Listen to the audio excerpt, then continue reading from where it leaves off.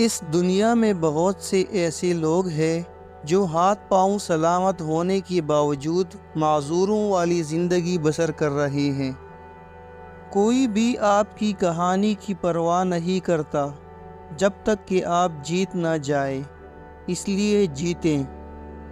جب آپ صحیح فیصلہ صحیح وقت پر کر لیتے ہیں تو آپ کے حالات بدل جاتے ہیں۔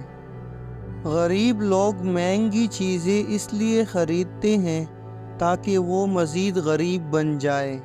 آپ کسی بھی ایسے شخص کو تب تک صحیح راستے پر نہیں چلا سکتے جسے یہ نہ لگتا ہو وہ جس راستے پر چل رہا ہے وہ غلط ہے۔ لوگ اپنی غلطی نہیں مانتے، دوسروں کو غلط قرار دے دیتے ہیں۔ ماں سب کی جگہ لے سکتی ہے لیکن ماں کی جگہ کوئی نہیں لے سکتا۔ کچھ لوگ بادلوں کی طرح ہوتے ہیں، جب وہ چلے جاتے ہیں تو موسم خوشگوار ہو جاتا ہے۔ زمین کے جس ٹکڑے پر تم نماز پڑھتے ہو وہ حصہ تمہارا گواہ بن جائے گا۔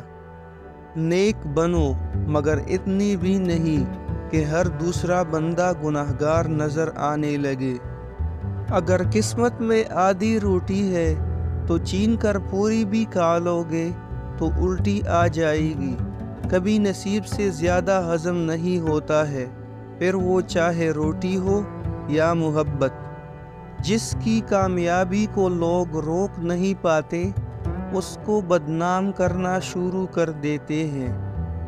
ہر انسان اپنی زبان کے پیچھے چھپا ہوا ہے، اگر اسے سمجھنا ہے تو اسے بولنے دو۔